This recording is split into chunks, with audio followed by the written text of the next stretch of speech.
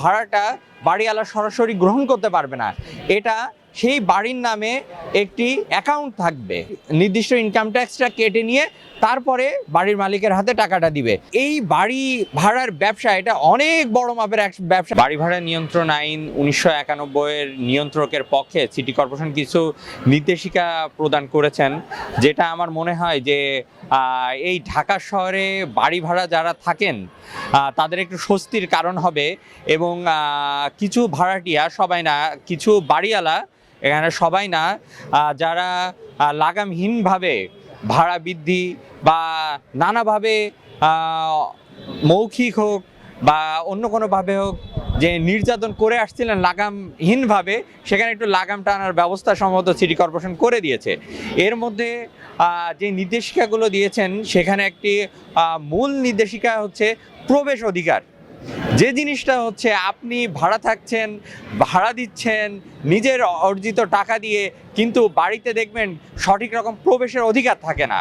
আমি আমার নিজের এক্সপিরিয়েন্স থেকেও বলি, যদি কারোর পেশেন্ট বা বাবা মা অসুস্থ হসপিটালে আছে, এমনও দিন গেছে যে রাত 10টার আগে বা 11টার আগে আসতে পারি নাই, তার সারা রাত বাড়ির বাইরে থাকতে হয়েছে। ইভেন তো এমনও অনেক ভাড়াটিয়া আছে যারা ফজরের নামাজ পড়তে যাওয়ার জন্য অ্যালাউ করে না, যে না এত সকালে গেট খোলা যাবে না। তো এটা ভাড়াটিয়াদের পক্ষে একটি সুসংবাদ এবং একটি বড় সুবিধা যে তারা প্রবেশ অধিকারটা পাবে। সাথে সাথে ইউটিলারি সার্ভিস, আমরা বিভিন্ন বাসাবাড়িতে দেখি যে ভাড়াটা ঠিক আছে কিন্তু ঠিক রকম ইউটিলারি সার্ভিসটা ভাড়াটিয়ারা পায় না, যেমন পানি, বিদ্যুৎ, গ্যাস, এটা থেকে অনেকে বঞ্চিত হয়। কিন্তু এটা এখন বাড়িওয়ালাদের নিশ্চিত করতে হবে বলে এই নির্দেশিকা প্রদান করা হয়েছে। এর সাথে সাথে যেমন বাড়ির ছাদ বা বারান্দা, অনেক ক্ষেত্রে দেখবেন যে ভাড়া দিয়ে থাকছেন বাট বাড়ির ছাদে আপনি উঠতে পারবেন না, এবং বাড়ির সামনে যদি ইয়ার্ড থাকে সেখানেও নানা ধরনের রেস্ট্রিকশন থাকে। সেই অনুপাতে যে বাড়ির ছাদ ইউজ করতে পারবে এবং বাড়ির ছাদে যেতে পারবে, ইয়ার্ড ইউজ করতে পারবে। তো আগে দেখা যাচ্ছে কোনো চাবি বা কোনো কিছু দেওয়া হতো না। সম্প্রতি উত্তরায় যে ঘটনাটা ঘটছে আপনারা সবাই জানেন, যদি তারা ছাদে যাওয়ার মূল চাবি বা তারা যাইতে পারতো, হয়তো বেশ কিছু প্রাণ বেঁচে যাইতো। এখানে এত বড় অগ্নিকাণ্ড বা এই জীবনহানির ঘটনাটা ঘটতো না। সিটি কর্পোরেশন একটি সুন্দর নির্দেশিকা দিয়েছে যে মাসের 10 তারিখে সে ভাড়াটা পরিশোধ করবে। এবং বাড়িওয়ালার একটা খুব সুন্দর নির্দেশিকা দিয়েছে সিটি কর্পোরেশন যে আপনার নির্দিষ্ট রসিদ রাখতে হবে আপনার সাথে, রসিদ ছাড়া আপনি ক্লেম করতে পারবেন না। একটা বড় পদক্ষেপ নিয়েছে সিটি কর্পোরেশন, যেটা আপনি যদি বাড়ি ভাড়া বৃদ্ধিও করেন তাহলে সেটা প্রতি 2 বছর পর পর আপনার চুক্তি অনুসারে বৃদ্ধি করতে হবে। প্রতি বছরের জুন জুলাইয়ে আপনি বাড়ি ভাড়াটা বৃদ্ধির কথা বলতে পারেন, সেটা 2 বছর অন্তর অন্তর। এখন বাড়ি ভাড়া পরিশোধের ক্ষেত্রে যে ব্যাপারটা আসছে, অনেক টাইমে দেখা যায় যে বিভিন্ন দুর্যোগ চলে আসে মানুষের জীবনে, বাবা মারা যায়, মা মারা যায়, অসুস্থ থাকে, হসপিটালে থাকে, ভাড়াটা দিতে একটু দেরি হয়।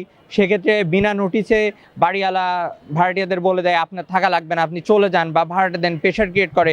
এক্ষেত্রে সুন্দর একটা নির্দেশিকা আসছে যে যদি ভাড়াটিয়া ওই মাসের ভাড়া দিতে না পারে তাহলে তাকে 2 মাস সময় দিতে হবে, এবং 2 মাস পর লিখিত চুক্তি অনুসারে বাড়ি ছাড়ার জন্য সে নোটিশ দিবে। সেটা মৌখিক বা হুট করে কোনো কিছু হবে না। এক্ষেত্রে ভাড়াটিয়াদের অধিকার একটু নিশ্চিত হয়। এবং এর সাথে সাথেও নির্দেশিকাতে এটাও বলা আছে যে চুক্তিটা হবে সেটা অবশ্যই খুবই ক্লিয়ার করতে হবে। আমরা নানা জায়গায় দেখি যে বাড়ি ভাড়া তাদের ইচ্ছা রকম বাড়িয়ে ফেলে, বা বাড়ি ভাড়া কত নিচ্ছে কি এটা কেউই জানে না। কিন্তু এখানে একটা সুন্দর ক্লজ আছে, যে ক্লজটা বলছে যে নির্দিষ্ট প্রতিটা জমির যেমন মৌজা রেট থাকে, তেমন বাড়ি ভাড়ার একটা সিটি কর্পোরেশন একটা বাজার মূল্য ঠিক করে দেয়। ওই বাজার মূল্য হিসাবে ভাড়াটা দিবে। এবং এই ক্লজে এটা বলা আছে ভাড়াটা বাড়িওয়ালা সরাসরি গ্রহণ করতে পারবে না, এটা সেই বাড়ির নামে একটি অ্যাকাউন্ট থাকবে, যেই অ্যাকাউন্টে ভাড়াটিয়ারা সেই টাকাটা জমা দিবে। এবং সেই টাকা জমা দিলে ওখানকে যে ইনকাম ট্যাক্সটা আসছে, সরকার যে ইনকাম ট্যাক্সটা পাইতো সেটা সরকার নিয়ে নিবে, কেটে নিবে। তার পরবর্তীতে যে টাকাটা পাবে বাড়ির মালিক বাড়ি ভাড়া হিসাবে পাবে। তো এক্ষেত্রে একটা জিনিস আপনারা দেখবেন যে বিভিন্ন একটা চার দোকানদার তাকেও ইনকাম ট্যাক্স দিতে হয়, একটা ফার্মেসি আছে তারও টিন সার্টিফিকেট করে ইনকাম ট্যাক্স দিতে হয়।